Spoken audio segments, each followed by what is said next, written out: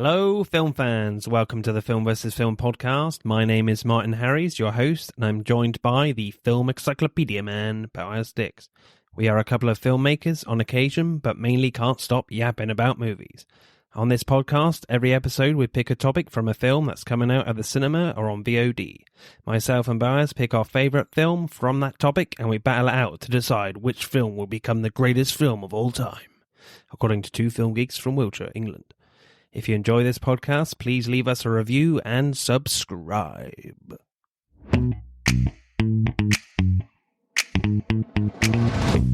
Hello, podsters. Welcome to the Film vs. Film podcast for another week. This one is an absolute doozy, as the film Shang-Chi and the Legend of the Ten Rings hits cinemas this week. We'll be focusing on our favourite, with no surprise, MCU origin films.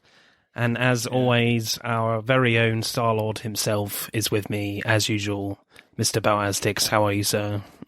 Yeah, Star King, Star God. All right, don't pick up yourself too much, Christ. How are you? You all right? Yeah, I'm all right. Good, man. good. Let's get straight into our favourite MCU origin films. Yeah. Muku films. My one is Guardians of the Galaxy. Why did I pick Guardians of the Galaxy? Well, it's clearly the best MCU film there is anyway. Well, definitely right up there if you... yeah, I think it is right. Discount Definitely. Avengers. Well, all the Avengers ones, I guess. Maybe not Age of Ultron. That's fine. Why did I pick this one over other Origin ones? I mean, for me, I think this one is like really, really funny. Looking back, like I've literally written a note of pretty much every single line Rocket says because it's fucking hilarious. It's just so entertaining and just really unique. And I feel like with this one, this was the point where Marvel was starting to take risks in their films and where they really found their confidence. Because I think with the likes of Iron Man 3, a lot of people were very divided on that film because I don't think they had the confidence at that stage to do the Mandarin properly. I still really like Iron Man 3. There are a lot of people that really don't like that film. I think it might just be a British thing because it's Trevor Slattery. And I guess British audiences just find that character hilarious and Americans are just like, what the fuck? I don't know. Maybe they're just trying to work out what accent he's going for. Like, well, but now, obviously, with Shang-Chi, they're doing the Mandarin properly. when you were talking about them taking risks, it was the first MCU film where I was like, what? Like, I had no knowledge going in. I think basically how the MCU is kind of built up because they got, they sold the rights to Spider-Man and the Hulk and the X-Men, which were like the big characters. They were left with kind of the scraps, but even the scraps have like at least 60 years, you know what I mean? History. They've got significant amount of history, like 50 years now, 60 years of history. Whereas like the Guardians of the Galaxy, I had no bloody idea what the hell that was. And apparently as a series, it only come out a few years 2008. prior. So there really wasn't actually, there really wasn't that much, many storylines or info really on it. And it came as a surprise to me, seeing the trailer, like the announcement in the trailer, like who? Kind of like that character, he's like, I'm Star-Lord, man. He's like, who? Yeah. Guardians of the Galaxy, who? What the hell? And then you're like, it's got a raccoon in it and a tree man played by Vin Diesel. It's like, what the fuck is this? But, it was pretty awesome, So they've got confidence in the brand. Now they can just pitch anything, any ridiculous character, and just make a film. People come and watch it. Yeah. But I think Guardians of the Galaxy have actually been around for a long time, since the 60s. The 2008 one was just like a reinvention, I think. Yeah. Well, so like apparently the original Guardians of the Galaxy team is like a what if alternate future. So they're set in like the year 3000 or whatever. And their members are actually the members that are in you remember in Guardians of the Galaxy 2 where the Ravagers make their own team. So Yondu was part of the original one. So the actual current cast that, Rocket and this is very, very kind of more recent. And it was a very obscure comic back in the 60s, so, that was cancelled. So what happens in Guardians of the Galaxy? Well, we meet a character called Peter Quill as a kid, and he unfortunately sees his mother die in hospital, and he can't handle it, really. And so he runs out of the hospital and gets sucked up by, not pulled off, in a spaceship. Wrong film. The spaceship pulled you off? Oh my god. Into a Ravager spacecraft, and then we jump like 20 years later or something, and we find Peter Quill, aka Star-Lord, the very well-known, to some, to himself, outlaw on Morag, and he finds this tomb, and he gets this like orb, and he's being chased by Ravagers, or no, not Ravagers, well, Ravagers as well as Kree. So he goes to Xandar to sell it, who has a deal with the creatively titled The Broker. He mentions Ronan, and the broker's like, hell no, I am not taking that. So he breaks off the deal, and then these characters called Rocket and Groot and Gamora, they all kind of meet in this quite creative action scene, because was it Groot and Rocket want to get Star-Lord because he's got a big bounty, and Gamora wants the orb, supposedly get it to Thanos. So they get captured by the Nova Corp, and they get sent to the Kill in a prison, where they meet arguably one of the funniest characters in the MCU, played by Dave Bautista, Drax, who wants to kill Gamora, but Star-Lord says, no, we can use her to get close to Ronan. Basically, from then on, they go to a place called Nowhere to give it to the Collector to sell it off, but then they find out that this thing has incredible power, and it's an Infinity Stone and literally could wipe out worlds. So they basically team up with the Nova Corps and stop Ronan from taking it, basically. So what did you make of this one then, Boaz? Yeah, man, it was cool. I loved it. And, I loved it when it came out, and I love it now. Even forgot like most of the jokes and stuff.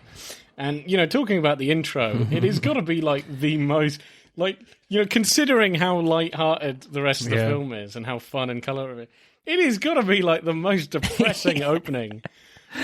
Yeah, like for a Marvel movie I've ever seen. Really dark. It is really dark. I even kind of forgot about that for a moment, and I was like, holy shit. Because he kind of like refuses to take her mother's hand while she's dying. Yeah. It's just like, oh my god. Yeah, really sad. And it's kind of strange, because this is like, it's their first like sci-fi film, and this was before like the purchase of Star Wars and what have you. I think so, yeah. And so this is kind of, I like to think of this as like Disney Marvel's Star Wars. Yeah, a little bit. Before Star Wars, yeah. And, a lot better than the sequel trilogy, but yeah. Mm. So directing then, I do love the scene on Morag, the second scene after the main credits. We have this quite dramatic setting of an abandoned planet. It's wet and horrible, and you just have this mysterious figure with like glowing red eyes in his helmet scanning a ruin. When he enters the tomb, there's a very specific shot where he puts headphones on, and the camera tracks very specifically down his hand and puts the cassette player on his hip, and you kind of like, hang on, what is that for a sec? And then Come and Get Your Love plays, and then boom, the title card, Guardians of the Galaxy, and it just immediately sets the tone for the rest of the film after this, as you said, this really dark opening. Then Peter just dances his way through the tomb, and it's just a great way to introduce the character in a great dramatic way, but the payoff is humor and dance. I think my favorite bit was when Peter uses a rat creature as a microphone and mimes. Come and get your I really enjoyed like the three-way fight between Quill, Gamora, and Rocket on Xandar when they kind of first meet. When Quill and Gamora are trying to get the orb, while Rocket and Groot are trying to get Quill. It's quite great the way they just tease all their abilities, just kind of really creative, and their tech on each other. I think my favourite bit of that scene was the end where Rocket unfolds a massive gun and just says, I live for the simple things, like how much this is going to hurt. Yeah, right, little man. Yeah, that was pretty good. I think my favourite bit in that is where Star-Lord is like he's been put in a bag by Groot. Yeah. Gamora slices up Groot and then opens the bag, and Peter's just standing there with his pistol and shoots her in the chest. I thought that was pretty cool. Yeah. There's a very Mickey Mouse, Tom and Jerry. Yeah, it definitely has that feel to it, doesn't it? You know, I love the action in the kiln when Rocket and Groot are like mowing down all these loads of guards when shit hits the fan, you know. Yeah. And there's a great like video game POV of Groot just like mowing down loads of people and robots or whatever, those flying things. That was pretty cool. You know, lots of movement, crazy action, then cut to complete stillness with Quill next to a guy with a metal leg, and he just says, "You need my what?" Just so funny how you go from this craziness to stillness to deliver a great joke, you know. Because Rocket's asked Star-Lord to get that guy's leg. Yeah, great juxtaposition. So you love that word. Yeah, I kind of like the use of color in the film. Like almost everything is really colorful. Like they come across colorful people who are pinks and blues and greens and like any color you can bloody imagine. And the environments are just bustling with color. Yeah, you know, in nowhere, yellow lakes of God knows what, and you know, green skies. Yeah. I just like these like really intense primary colors just all over the place, and you have them in most environments. There's always, you know, just a litany of interesting colors. Yeah, all put together, like from the prison to know Xandar. Yeah, exactly. To Morag to whatever. Nowhere. You know, there's till nowhere. And the only places where you don't see like that many colors are like Ronin's ship. Stuff to do with the bad guys and evil. It's more grey and it's more blue. That kind of makes sense. I do like that sort of juxtaposition. Like, you know, the world of Guardians is a bright, colourful place, or the galaxy. Lots of coloured aliens. Yeah. Whereas Ronan and his ilk, they're all grey and dark and horrible. Yeah. I mean, I think the action in this film is fine, you know. It's nothing too spectacular or that creative, certainly compared to Doctor Strange. Like, the action in that is pretty amazing. I mean, the chase scene in Nowhere is pretty cool, I guess. Like, the way Quill is, like, piloting another Kree ship is quite creative. Yeah, I thought that was really cool, because I'd even forgotten about that bit, but that was pretty damn awesome. Yeah. Where his ship doesn't have guns, so he... breaks through one of the other ships and then uses his ship to control that ship. That was pretty cool. And the way like the Nova Corps ships link up is pretty cool to try and stop the Darkcaster. And then like everything else is pretty standard Marvel movie action, I guess I would say. But that's not like the highlight of this film, really. That what the highlight is and what it does brilliantly is how the film incorporates the character interactions and the banter between the characters, which makes this film really good. You know, make it stand out from other Marvel movies and not just the action. Saying that, I think my favourite piece of action, one of my favourites, I guess. I'm not saying this film is like bad at action. I just think a lot of other Marvel films have done better action than this one, you know? Yeah. Because they kind of have more creative superheroes, you know, with their abilities compared to these guys. Yeah. But I mean, my favourite piece of action near the end is Quill, Groot, and Drax are fighting a load of Ronin goons on the Darkcaster. You know, Quill takes out a few, like, going along his back with, like, rockets. That was quite cool with his blasters. Drax, like, flicks a few in slow motion with his knives. That was cool. But my favourite is when Groot, like, skewers a load of goons and then bashes them, like, way too many times than is necessary on the walls. Yeah, I was getting, like, flashbacks to, you know, the Avengers and the Hulk Loki beatdown of Loki, Yeah, and that was brilliant. And he turns and smiles. It's like, you know, have I done a good job? Like, okay.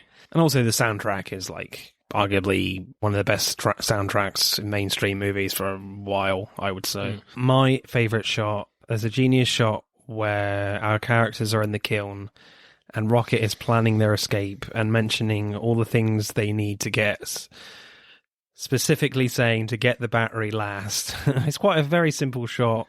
And while he's explaining, you can see Groot in the background grabbing the battery. And then Rocket says, you know, after he grabs it, we can just get that first and improvise. Yeah. One, it's really funny. Plus, it's just a great way to explain the plan and keep the pace up in the film. The film doesn't drag its heels with plot explanation. That's my favourite. How about you, sir? A shot that really kind of, comes to my mind anytime I think of this film is like when he saves Gamora, him kind of turning to ice and like... Yeah, I just love that shot, and he's basically going to die. I just love how, like, that area of space is like, green. It's got these weird colours to it, the sky. And he's dying and he's freezing over. And, it's like Yondu. It's like almost angelic, a beam of light. Yeah. I just really like that shot, I just think it's a nice shot. What I actually really like about that sequence is that I really don't care about the physics of that scene.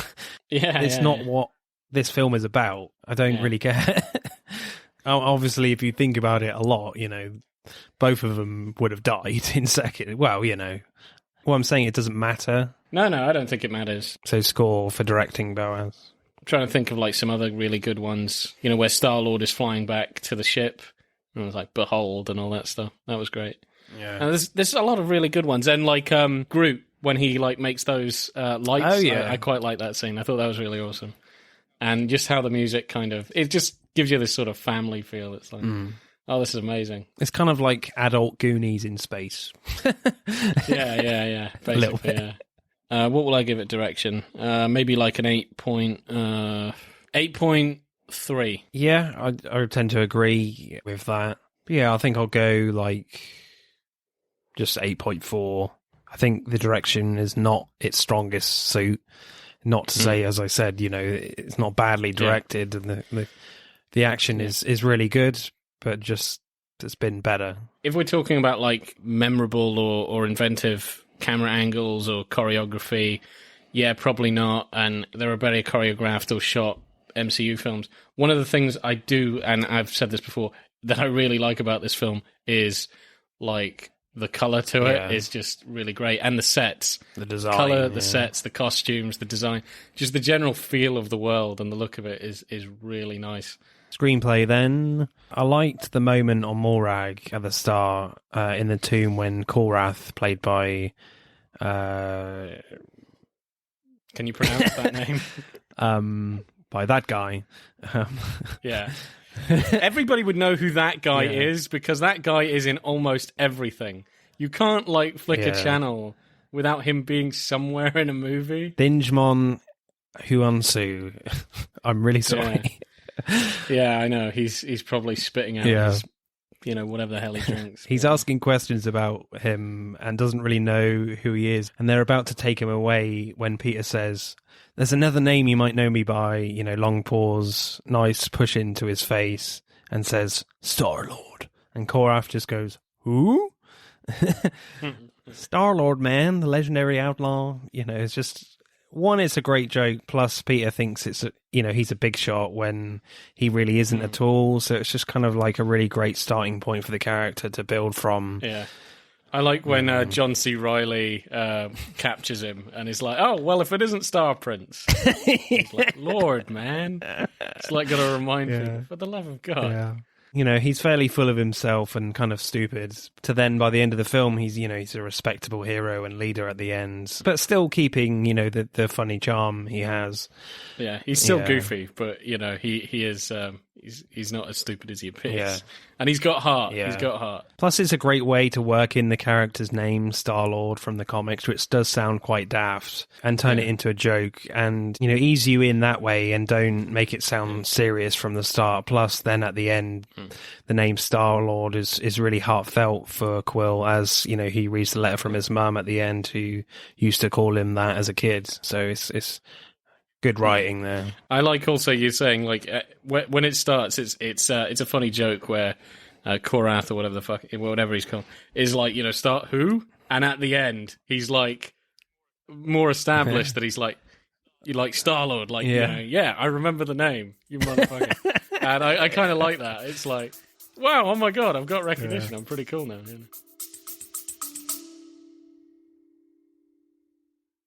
Hey, I'm James Lovino, and I'm here to tell you about Alternate Sides, a movie podcast with a twist. I've worked in the film business for 2 decades, but I haven't actually seen that many movies, and this has been driving my frequent collaborator, Sam, a self-confessed film snob, crazy. So every week, while he's stuck in his car trying to avoid getting a parking ticket, thanks to New York City's alternate side parking regulations, we discuss a classic film I've finally just gotten around to seeing. Alternate Sides, a new podcast about movies, parking, and a 25-year friendship, wherever you get your podcasts.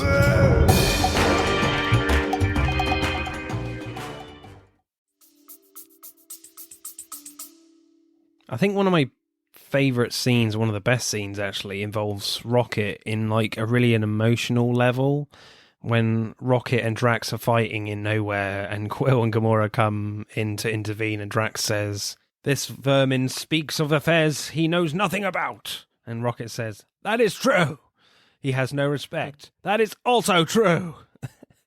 Which is quite funny, but then the tone changes. Like, I remember watching this for the first time, like, the tone changes really quickly and quite dramatically, and then all of a sudden, you know, Rocket is talking about his horrible past and says, "Well, I didn't ask to get made. I didn't ask to be torn apart and put back together over and over and turned into some little monster." And you really feel sorry for him.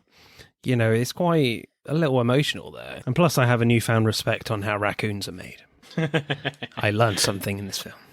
Exactly. They are manufactured. I find it funny when he's called a raccoon. Yeah. It's like, I'm not going to take orders for a raccoon. Like, what? What the hell is that? That's what you are, stupid. Yeah, that's what you are. Yeah. Yeah. Thor calls him a rabbit in Infinity War. Yeah. Yeah, he does, yeah. This is my friend, Tree, and Rabbit, or whatever. Yeah, and, oh, god damn it. In the film as well, one of the Nova Corps guys calls him a hamster. Oh, yeah. Yeah, I'm taking orders from a hamster. So nobody actually knows what the hell he is, apart from Quill. Yeah.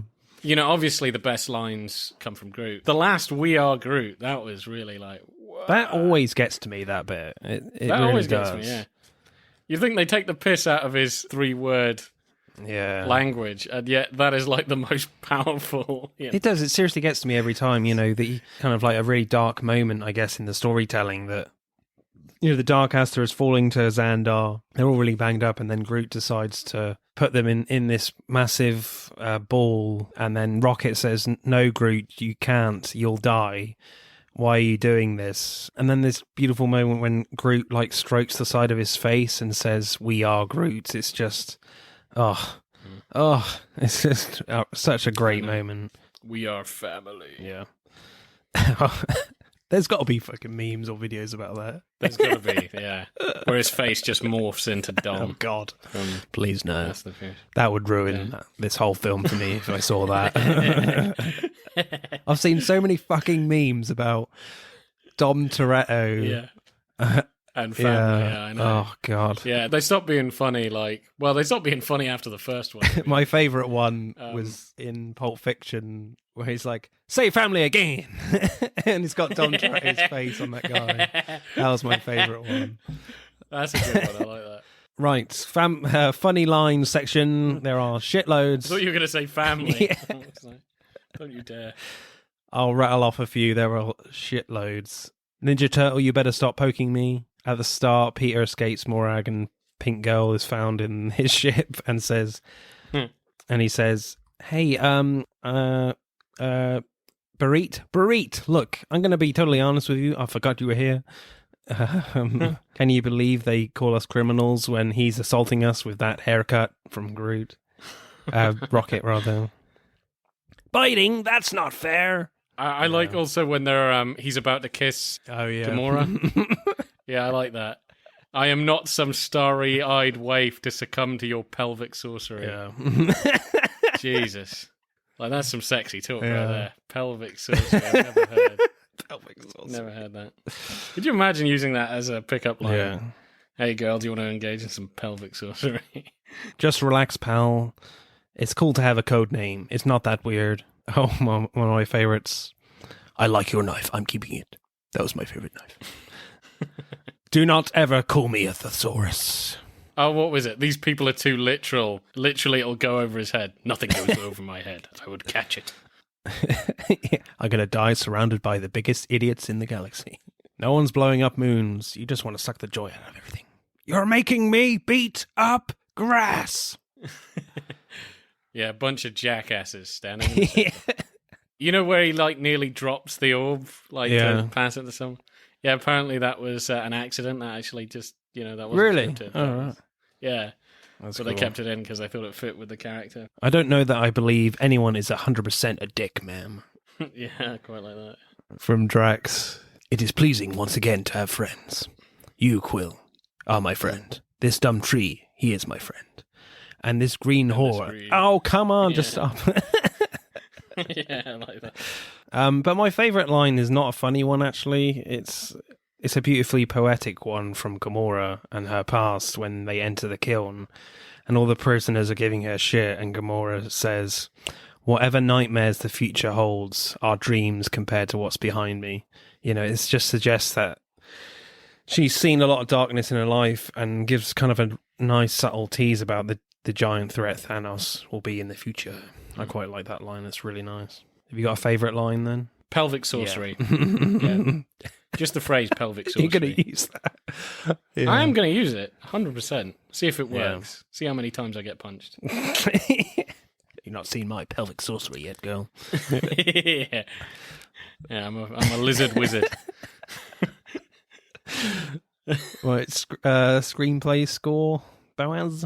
I would actually say one of the big downsides, I think, to the screenplay is like the villain. Yeah. To be honest with you. Yeah. Yeah. He is so cut of the mill, boring as hell. Like, other than being a threat, he has got no personality, no charm. You kind of forget about him once he's dead. I do like a bit of hamminess, though, to be fair. He does ham it up, but I don't mind that. He does ham it up. That's nice, yeah. What are you doing? Yeah, that was fun. Have you seen the deleted scene? It wasn't really a deleted scene. It was like an outtake where he does the dance-off with him. Oh, it's funny. I've seen that, Search for it on YouTube. I love that, yeah. It's like, let's do this. And he cracks out some moves. I think that's great. They should have kept that in. Yeah. It was nice, the hamminess, and obviously he's a big threat, but I just was never feeling him as a character. No. One, if you're going to go ham, like, say something absolutely insane. Do you know what I mean? He's not even, like, a good, insane villain. He doesn't have that many good lines either, really. Yeah, he doesn't. He is very, like, straight, cut of the mill and really dull. He's just like, I'm going to kill everyone. Yeah, we're going to kill everyone. I'm going to kill you. And you're like, dude, give it a rest. Like, say something, I don't know.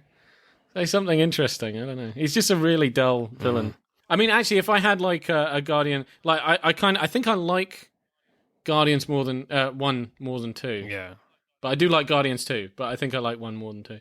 But when you're coming with villains, I prefer Ego. Oh yeah, like just 100%. Well, it's Kurt Russell. Yeah, one, it's Kurt Russell, and two, he is very interesting. He's funny. Like, he's weird. It's just great. But like this guy, I'm not sure if you could have. I don't even think it's the actor. I just think he's a very dull character. I think my main problem with Guardians 2 is the fact that they split them up too much. Yeah. No, I agree with that, yeah. I think there were also like too many side quests and stuff going on. I think they should have all just been together and just focus on Ego, yeah. But all I'm saying is even those litany of villains, Taserface, and there were too many villains in the second one. Yeah. They should have just stuck with Ego, and I think they should have all been... but even all of those villains, I think, are 1,000 times better than Ronan. Yeah. He's just boring. So boring. Poor Lee Pace.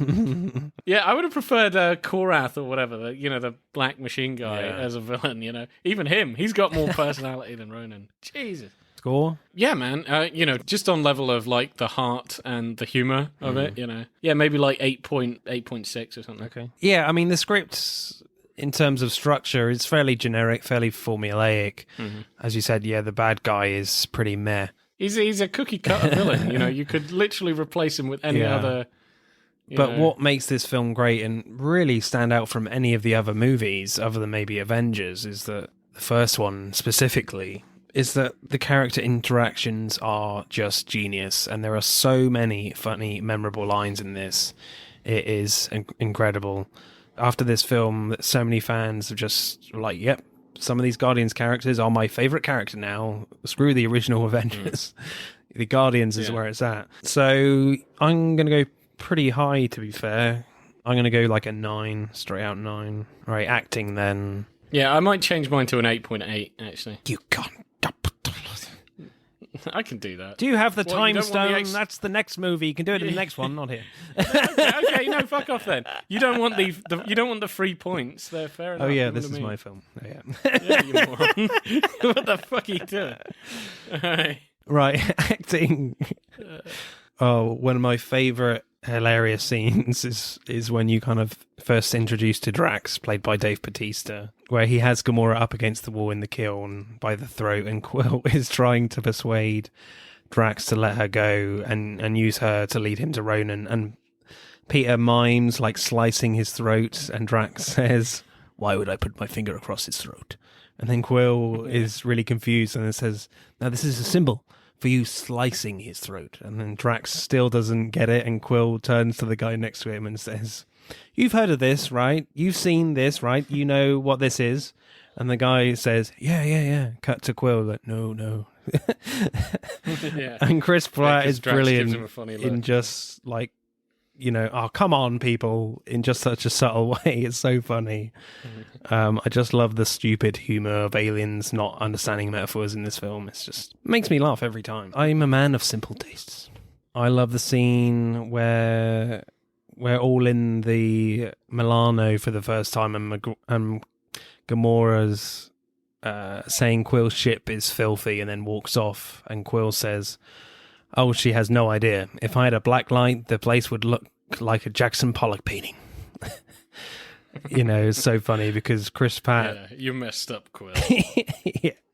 Chris Pratt, sells it so well. He's so proud of himself. He's like, "Yeah, I've had all the different coloured alien girls in here." Yes. Semen all over the walls. It's a pretty gross joke for a film of all ages. I think it's one of those things parents are going to chuckle, and then you Google Jackson Pollock paintings. You're going to go, he's talking about spunk. Yep. Pretty awful. Yeah. I do find the fight between Drax and Ronan a tad funny in the wrong way, because Lee Pace's suit as Ronan does look really tight and uncomfortable on him, and the moves are quite simple for him. I do wonder if they had a more complex fight originally, and Lee Pace was just like, "Yeah, I can't do that because I literally can hardly move in this thing." Yeah. Did you find that? Yeah, no, that is true. He did look a bit awkward to me. Yeah. He doesn't have much articulation, Doesn't really tend to bend or do much at all. I like how the film takes the piss out of the slow motion walking thing, and a group of heroes do in films like this.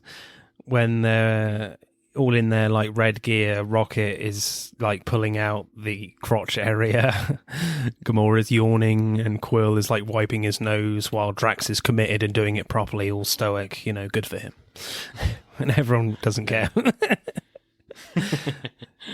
I've got to say, I think my favourite character and my favourite performance or whatever is Yondu. I do like the core group, and I think they're great. Michael Rooker. And I just love it, and I think it's just a special treat whenever he comes up. He's not there all the time, but whenever he just shows up, I just think he's brilliant.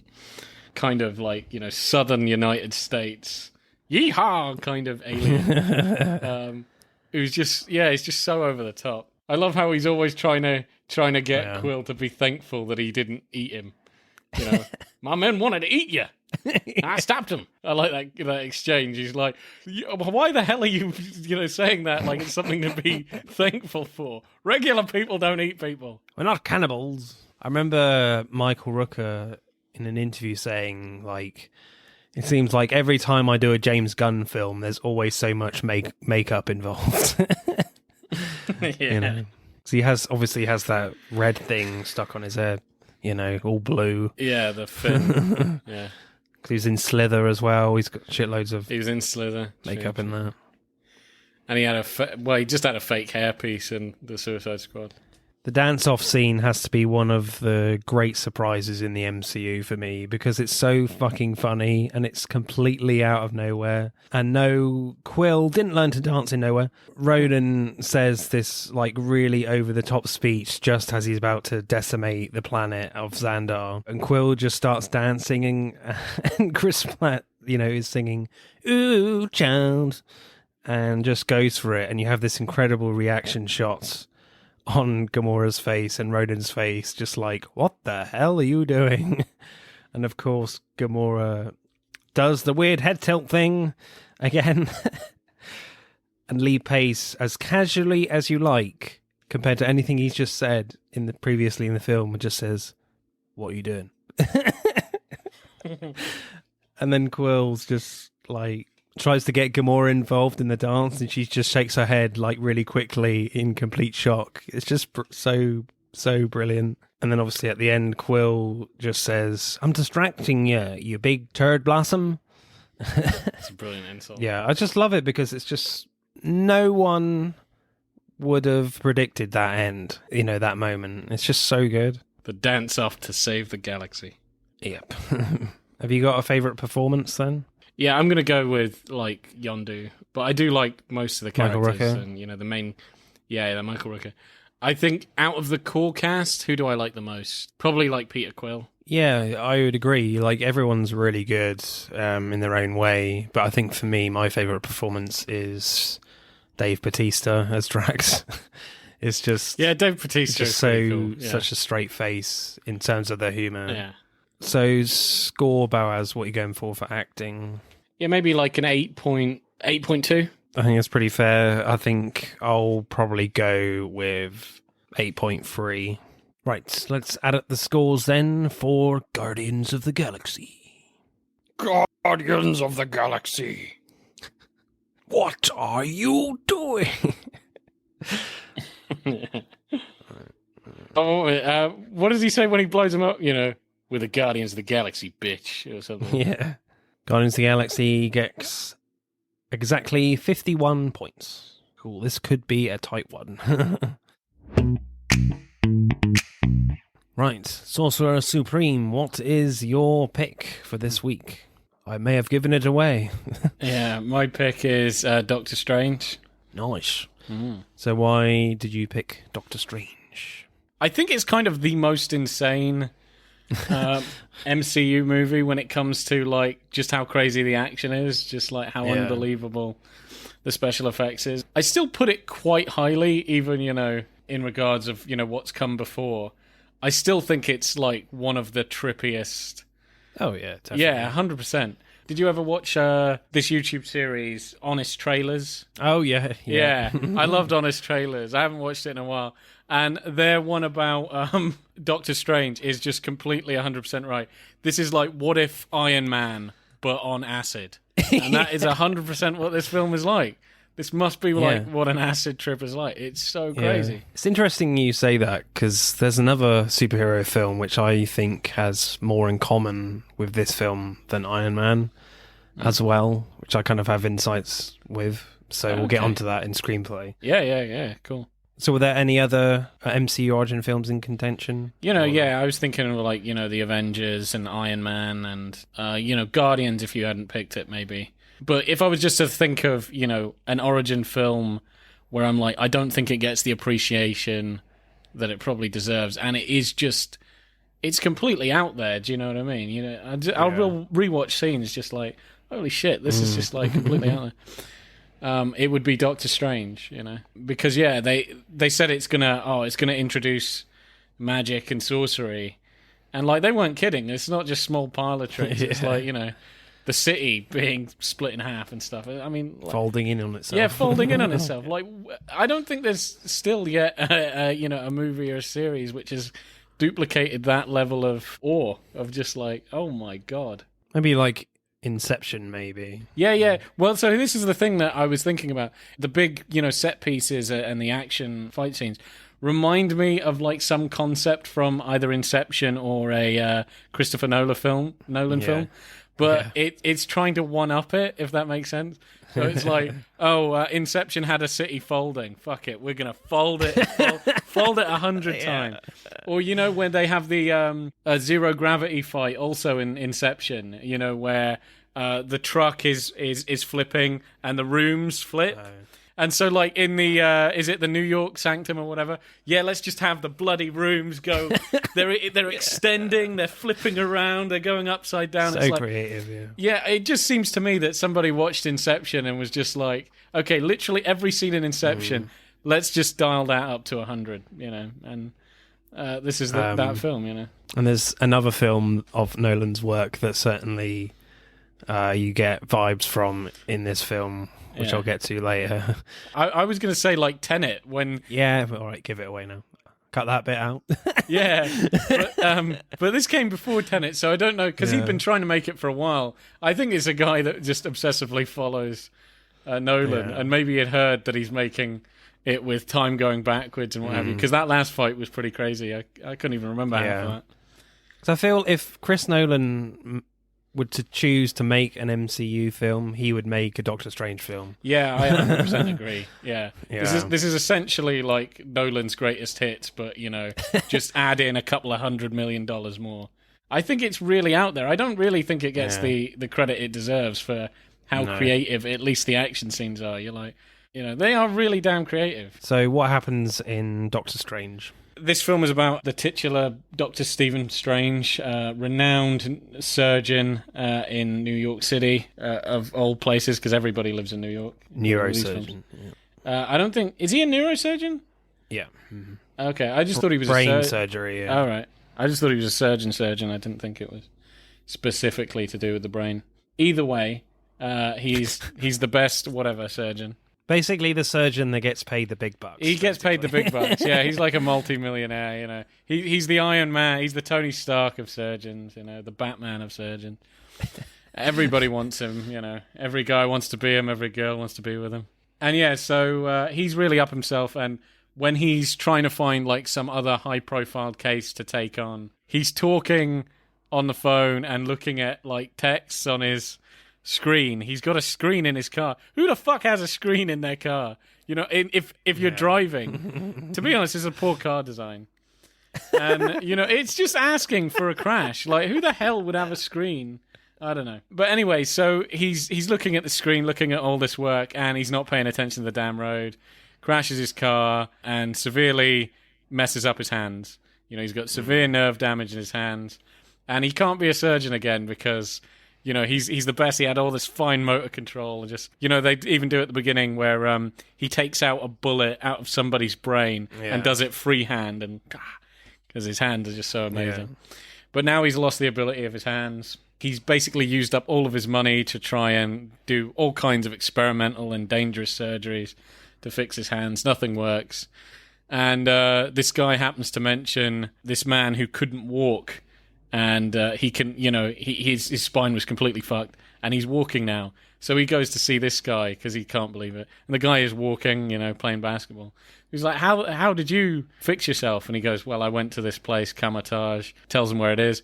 Doctor Strange goes there, and it turns out they're, you know, a bunch of wizards. And so they teach him the mystic arts, and it turns out they're protecting the world from Dormammu, like some ancient malevolent demon from another universe, and dark dimension. Yeah, the dark dimension. One of the previous, you know, sorcerers, Caecilius, has like betrayed the, you know, the other sorcerers and is trying to bring about the dark dimensions, like invasion of Earth.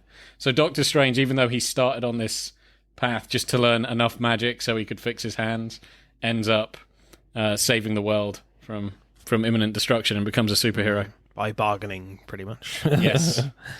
Just annoying the villain to irritate quit. him. Yeah, just irritating him. It's like, stop, quit it. Fine. It's just like an annoying fly, isn't he, at the end?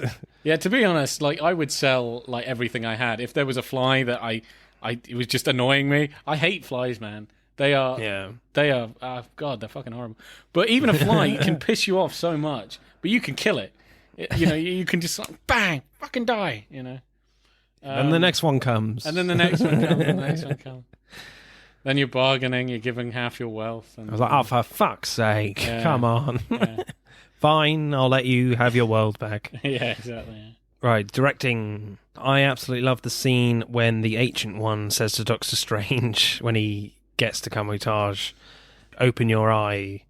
And then you have this incredible, like, creative, dreamlike experience where Doctor Strange goes from, like, dimension to dimension. Just an extraordinary, trippy, dreamlike sequence. I think my favourite bit was when he's surrounded by hands, and then his own hand, like, branches off into more hands, which merges into his own face, and then a tiny Doctor Strange is stuck in his own eye, clinging onto his own iris, and then he lets go and goes into the next sequence. You know, I actually really like Tilda Swinton's voice in this, because it goes from, like, the front and back speakers in the cinema or in your home cinema quite a few times, which I really liked. Just gives you this disorientation. I'm pretty sure the director of photography, the director, the script writer, and, you know, whatever, just maybe the whole cast and crew, I think they did, like, DMT or ayahuasca or mushroom. They probably did them all.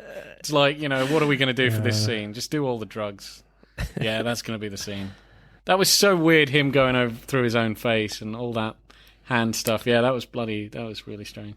John Lennon produced a film once back in the day, and they literally did like LSD, and what they experienced, what they saw, they put into the film. It's so fucking weird. I can't remember what it's called now, but people have done that in the past. Yeah, so I wouldn't be surprised. And shot what they've seen. Well, what's interesting is Tilda Swinton does actually mention the multiverse in that sequence. Yeah, she does. So the concept of the multiverse has always been in the MCU since this film. So it's just like, you know, with the Loki stuff, this is where they're going to introduce the multiverse. I'm just like, well, it's already actually been there for a while. Would actually say, we just haven't actually physically seen it yet. Yeah. Well, no, I think Doctor Strange basically introduces the concept of the multiverse, but as an explanation for magic, and it does seem like the other universes are not duplicates of our universe that she's talking about. It's like all of the magical energy is siphoned from really strange universes. They're not like what ifs of our one. They're like other universes which are just like bizarre as fuck. So I think that's their explanation of magic. You know, if he makes energy or a portal, it's coming from some place else. But yeah, it is the first mention of a multiverse. So you have like the mirror dimension, the dark dimension. Yeah. We have the quantum realm in Ant-Man, which I guess is another dimension. Realm. Exactly, another dimension. Yeah. But, you know, also when people say, like, it introduced magic, I'm like, what about Thor? Like, I mean, what the hell was Loki doing? That's magic, you know? Yeah, it didn't introduce magic. Don't be stupid. But, you know, they tend to say whatever to sell a film. Yeah, I love how creative this film is with the action scenes. You kind of said a little bit already, like the first fight with Doctor Strange and Caecilius. It's great in the corridor where Caecilius's goons are running at him on all different walls in the ceiling, and like Caecilius turns the whole place on its axis, and everything's like falling through the three-dimensional doors. You know, and loses some of the goons in there. That was quite a cool idea, and the concept of that you just turn the knob on this door and it's a different place you can go to. Yeah, you can go like anywhere on the planet. Yeah. I love the astral projection fight between Doctor Strange and Scott Adkins' Lucian, where Doctor Strange is on an operating table and Dr. Palmer, played by Rachel McAdams, is operating on his body. But at the same time, in the astral dimension, another dimension, he's fighting Lucian. Like the way they interact, like they're like knocking things from our dimension, and I like the way like Strange's astral form is talking to Dr. Palmer while he's helping her operate on his real body. That was really fun. That was pretty cool. My favourite part of that fight is where they knock into the snack machine. You know, the doctor's trying to get a snack. He gets like a packet of crisps or whatever, and they just fly through the snack machine. And then it goes to what he's seeing, which is just all the snacks inexplicably just start, falling out of the machine. He's like, oh, bloody hell. Yeah, it's just really visually satisfying to watch, you know, and it keeps the action scenes interesting and creative with different visual feels to the film, and not just every action scene, you know, is a version of an Inception style Nolan scene, you know. Yeah, I think like because there are a lot of action scenes in this film, and you know, training scenes, and it's just like they go a different area of magic and just like run with it, but each scene. So you get all kinds of like really crazy stuff. Like, Caecilius, as I was saying, like, you have that corridor fight and what have you, and they're fighting with, glass and all this ridiculous. Yeah, they have like ice blades, don't they? Ice blades, yeah. It's so weird, And yeah, so you got this kind of more grounded fight. You've got like, a room flipping around and all that craziness. And then you've got like, the city just like, just going mental. I mean, that's crazy. So like they're controlling space and what have you. Until later, then you've got the, astral projection. Like, they talk about this in training. And I like how a lot of the things they talk about in training, he does use in some like big action set piece. Yeah. Learns astral projection. He has an astral projection fight. He learns, how to manipulate time, and then he starts having, like, at the end. I love that, where he rewinds all the chaos they've done, and he's fighting with them in, like, regular time, but everything else is going backwards. I thought that was incredible. Like, he punched one of them into a wall, and then the wall seals shut, or into an aquarium, and then the aquarium, all the glass that was reforms funny, and drowns the fucking guy. That was awesome. I love the last action scene because you basically realise you're getting 2 Chris Nolan films for the price of one. Yeah, basically. Inception and Tenet. Yeah. And then there's a bit where everything freezes. It's a bit X-Men-y, I guess. Yeah. But not our main characters, they can still move. And then you get this visual spectacle of like the neon glowing colours of the dark dimension, and it gives you an indication of what the inside of Peter Quill's ship would look like with a Valak light.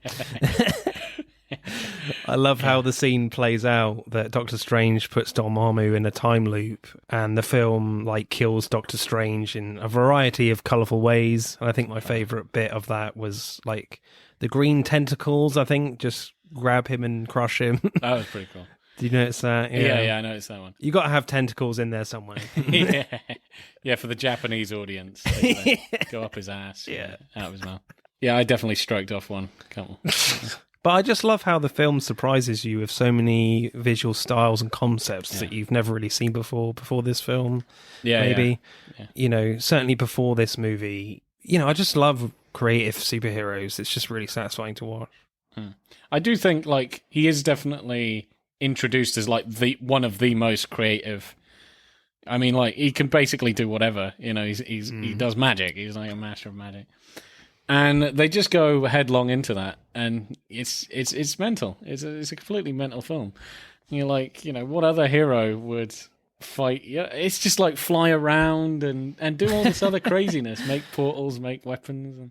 And what I like about it as well is it is really quite crazy, but it weirdly is grounded a little with how hard the magic is. It does feel like it's difficult to do. They do mention in the script, like, well, how did you become a great surgeon through study and practice? It's the same thing, and, when he's starting to do it, he can hardly do it, with the sling ring to open a portal. And also just the design of all the magical shapes that you get. It's that sparky feel, that fire feel to it. It weirdly feels grounded. No, definitely. It does feel like very physical rather than like kind of ethereal, Like when he makes shields, it's like they look solid. They like solid light, but they look like real sort of things.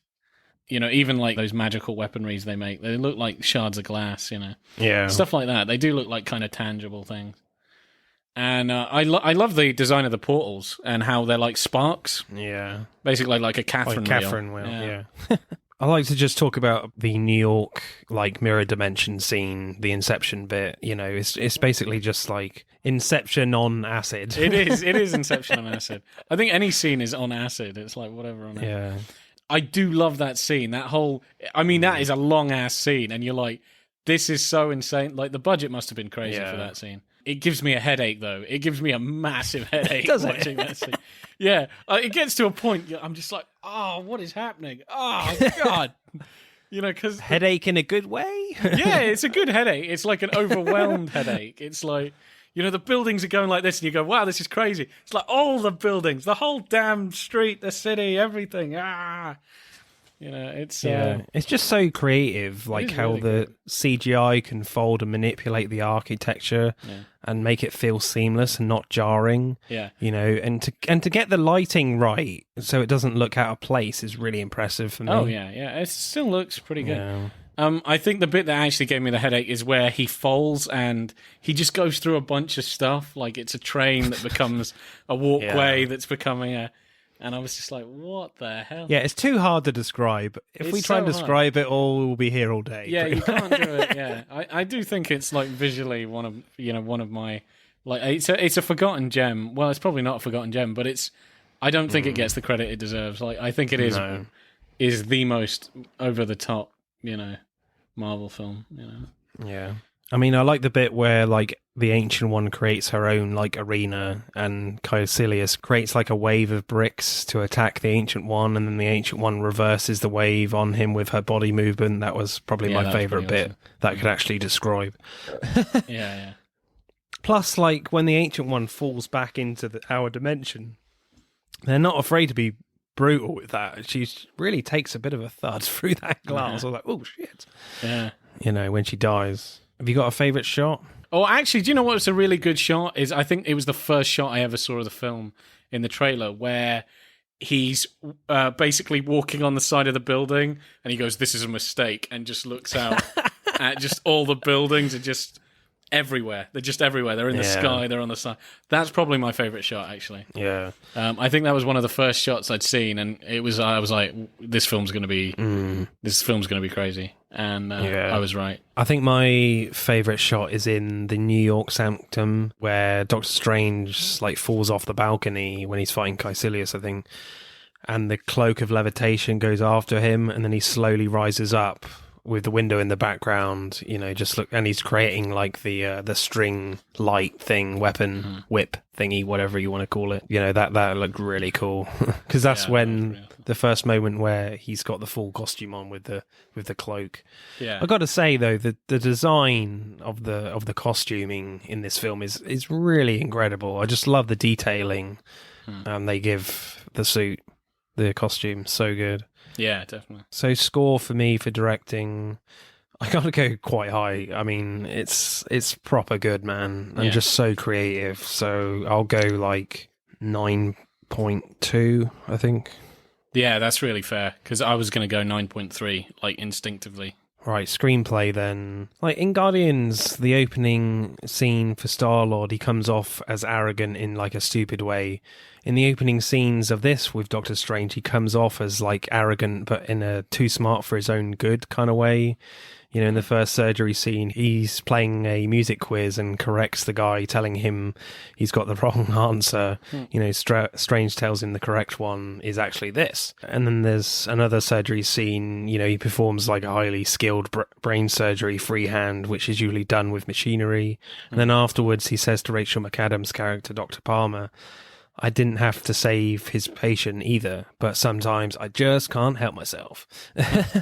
He does this surgery just because he can to show off and not really caring whether the guy will live or not. He just does it because he can, But then at the end of I think that's unfair. I think he does care that whether they live or die.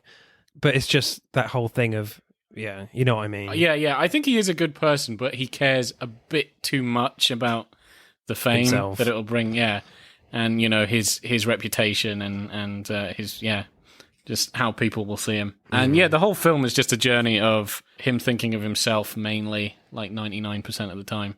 He is altruistically sacrificing everything for the greater good.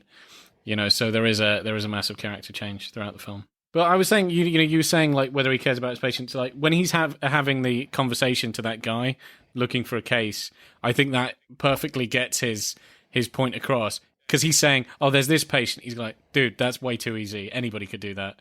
And he goes, "Well, there's this guy," and he's like, "No, that is impossible. Like if I do that, that person could die. I'm not going to stake my reputation on that."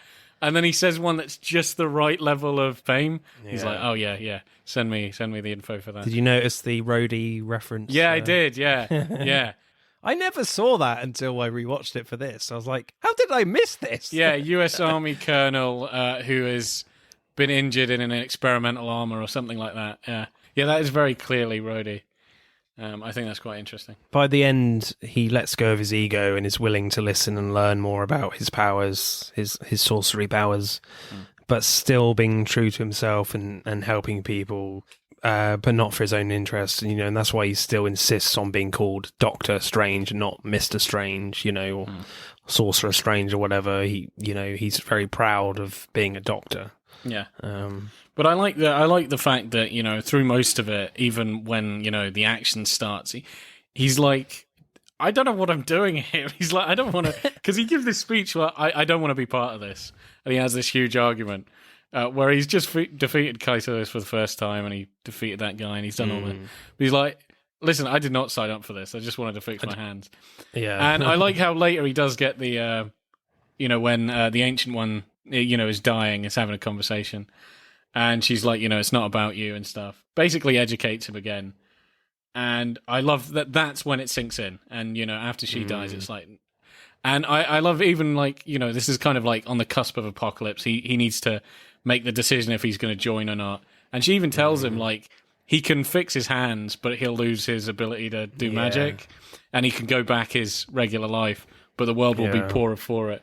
And he just decides, it's just... I think it's just great. It's her death that kind of facilitates this change. Yeah, I love that scene. I think it's beautiful, just visually, and with the writing, it's so good when the Ancient One is dying, and it's like nothing can prepare yourself for the real moment of death, and she says, you'd think after all this time I'd be ready, but look at me, stretching one moment into 1,000 just so that I can watch the snow.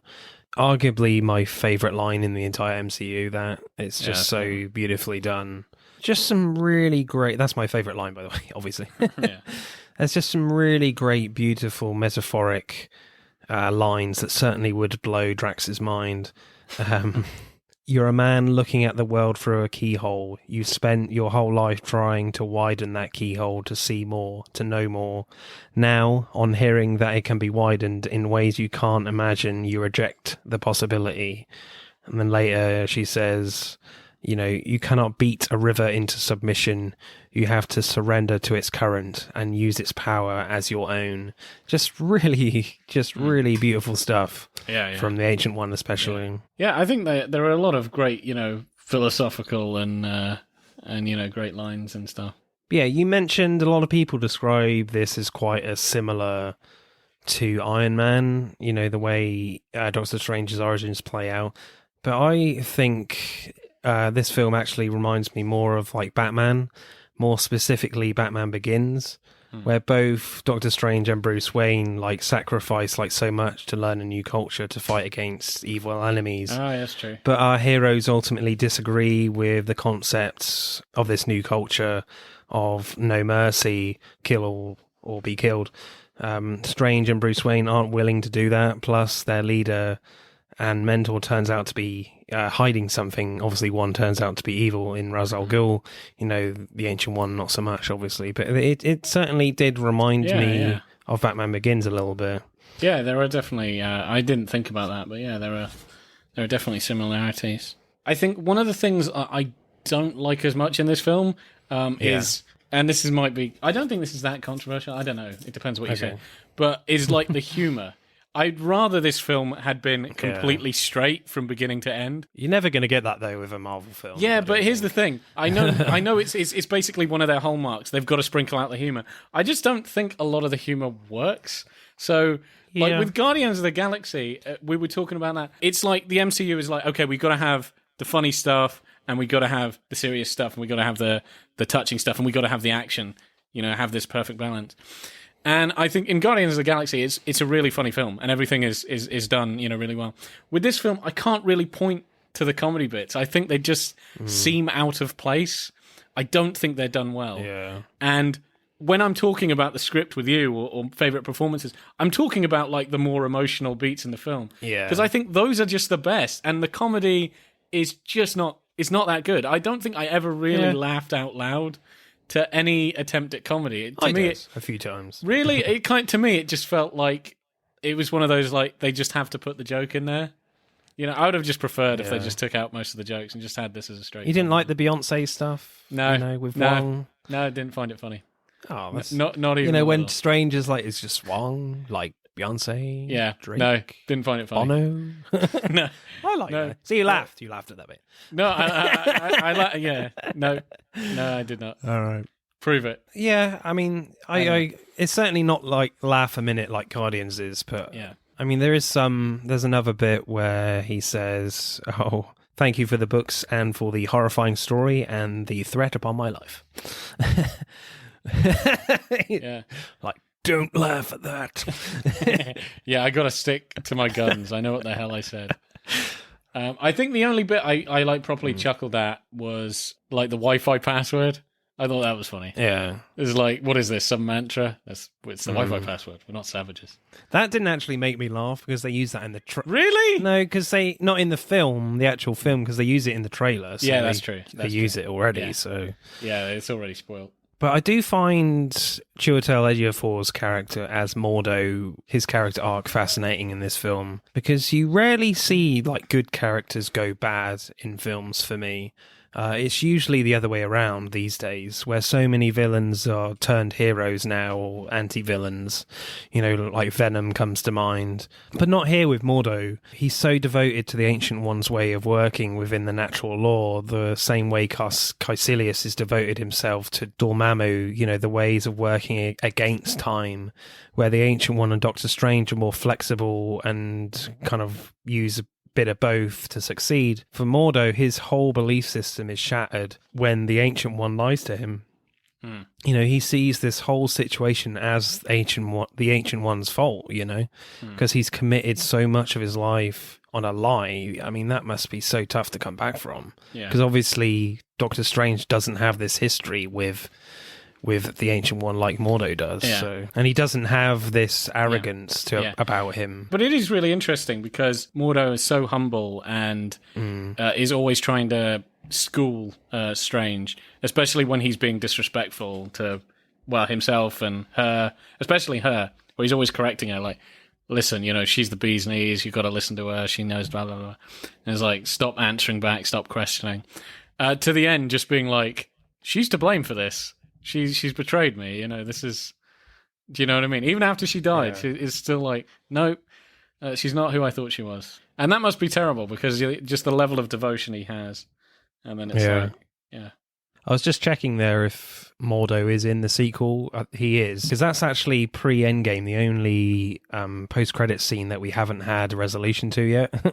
Yeah, that's true. Post-credit scene, he's decided to get rid of all magic. He thinks magic itself is an abomination, you know. It's an aberration of the natural law. Just a small thing as well. I quite liked how the script takes its time, you know, in training Doctor Strange and becoming a sorcerer.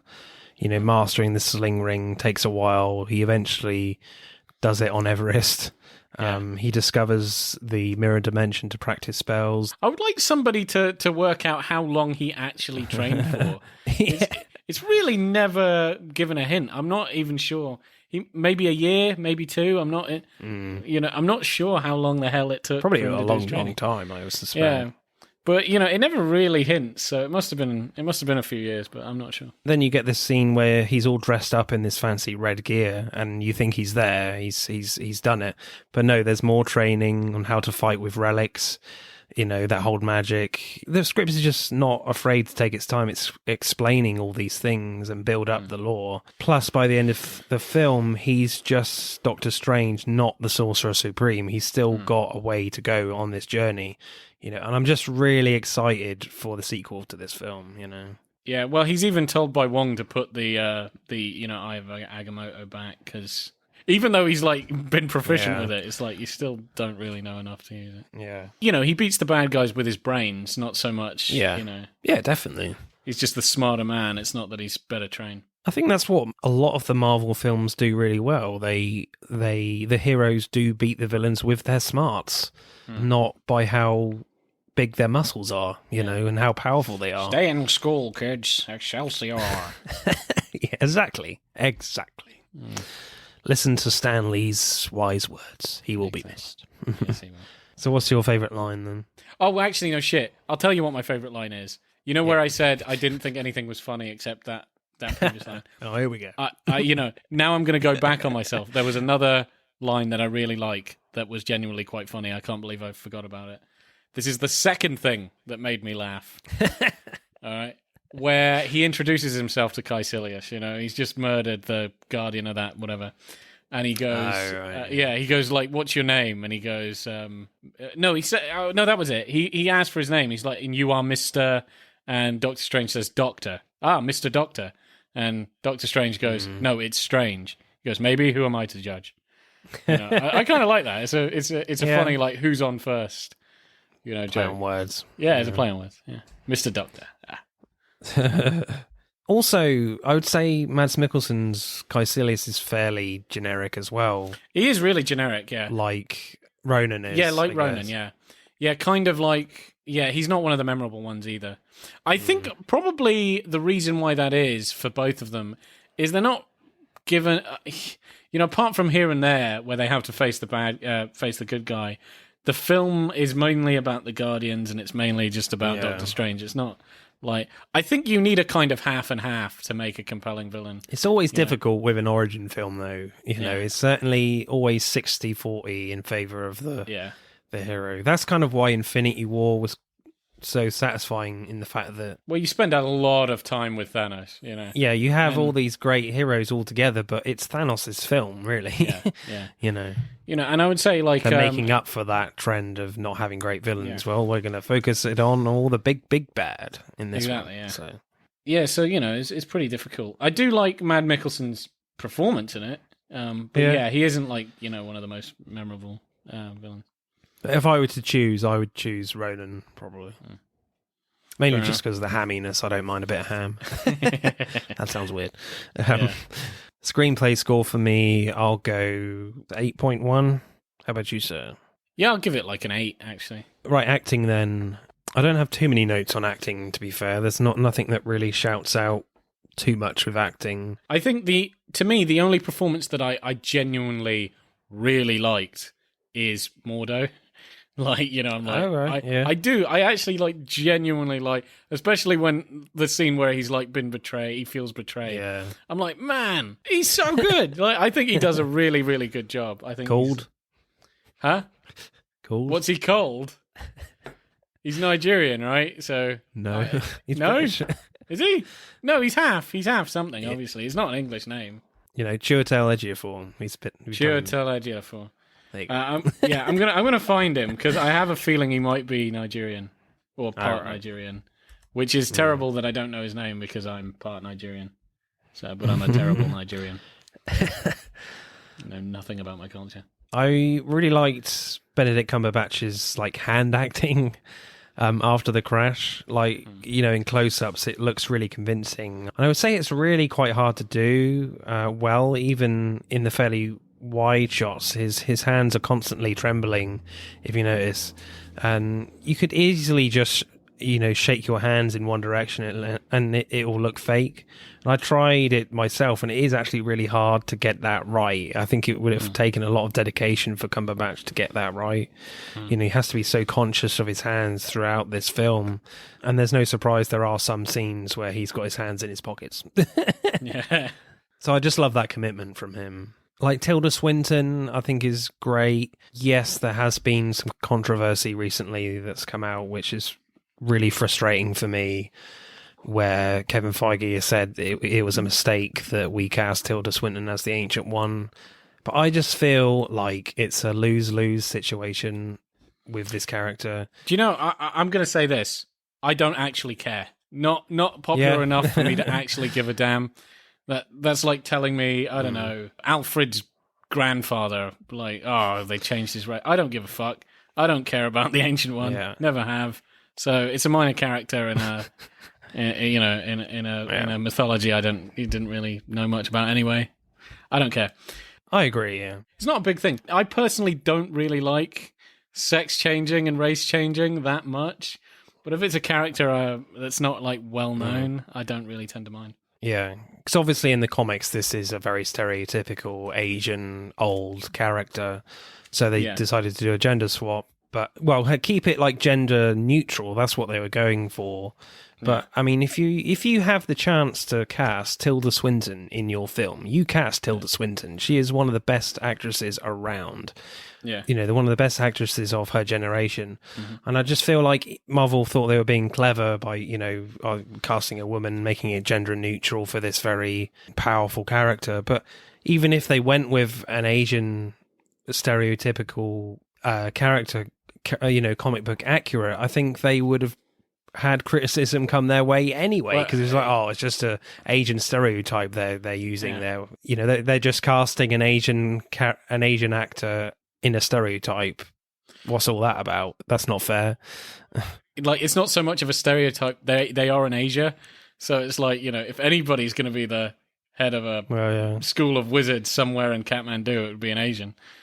But I do get you. There's stereo. I mean, people. I watched this thing which was about Doctor Strange, and they said the original couple of issues he was actually drawn as Chinese, like he was drawn with the slanted eyes because he was from, the East. So it's like, it's where it's set. So so I think it was like, as soon as he developed he learnt magic in China or whatever, he becomes all Chinese and looking. So I mean, whatever. I don't really like race changing and sex changing most of the time. I think it's done a bit too liberally. Like, number one, I don't, I'm going on a bit of a rant here, but I don't like how they've changed a lot of classically white characters in the comics to black people. I haven't got a problem with that. Okay. There are just plenty of black characters. And I think it's almost like hand-me-downs where you're like, I can't be bothered to introduce good, unique black characters. I'm going to race swap one into a black man. I just think that's lazy. It's just really, really lazy. And I don't like it. Yeah, right. But also, switching men into women, I also don't like. There are plenty of great women characters. And if you want to make more. Stop, just switch. I just find it really, really lazy. So I don't really like gender and race swaps anyway. And when it comes to Asians, I think they actually get the short end of the stick. Because while it's like white men can be changed into women or changed into different races, traditionally Asian characters, there are very few of them. And they all get changed into white people. It seems a bit bizarre to me, And it must really be a pain in the ass for any young Chinese, Japanese, East Asian actors in Hollywood that all of these roles of animes and minor comic characters of Asian descent are just getting snatched up by, white people. It just must be incredibly infuriating. But, that's my rant over. I'm not a fan of it. If you're going to do the source material, just stick with it. If people get offended, then they obviously didn't like the source material. So certainly a cynical example was when Scarlett Johansson was cast as Major in Ghost in the Shell. Yeah, not a great film anyway, but at the same time, it's like if you don't cast someone like Scarlett, you're not going to get the film made. And for me personally, I'd rather watch the film than not get the right budget and not be made at all if you try and cast an Asian actor that no one's heard of. Yeah, true. But we're not a great film anyway. Anyway, back to Doctor Strange and acting. I really liked Benedict Wong's performance as Wong. He's very emotionless throughout the film in a cool way. But at the end, when Doctor Strange says, you really should have stolen the whole book because the warnings come after the spells. And then Wong just burst out laughing. That did make me laugh at the end. Yeah, that made me smile. My favourite performance is actually Tilda Swinton. I'm a fan of hers. I think she does a really great job. Especially when that opening scene with Doctor Strange. She's just so, I don't know how you describe it, just so yes, we have books, look. All the diagrams. Yeah. Oh, that's funny. Yeah, I like that. It's almost like a genuineness but a sarcasm as well. She's just taking the piss, but I quite like that. I thought that was fun. She's great. How about you? Yeah, my favourite would be my fellow Nigerian. Oh, God. Mordo, the guy that plays Mordo. I'm not going to do it. Chiwetel Ejiofor. Ejiofor. That's what I said. I knew that. My African brother. Right, score for me for acting. It's certainly a very different style of acting in this film. More traditional, I guess, of what we're used to in certainly Hollywood straight drama films, I guess. Compared to Guardians, it's very much leaned more on the comedy style of acting in Guardians. So I'll go 8.4 for me. How about you, sir? Yeah, I'll go 8.3. Right, so let's add up the scores then for Doctor Strange.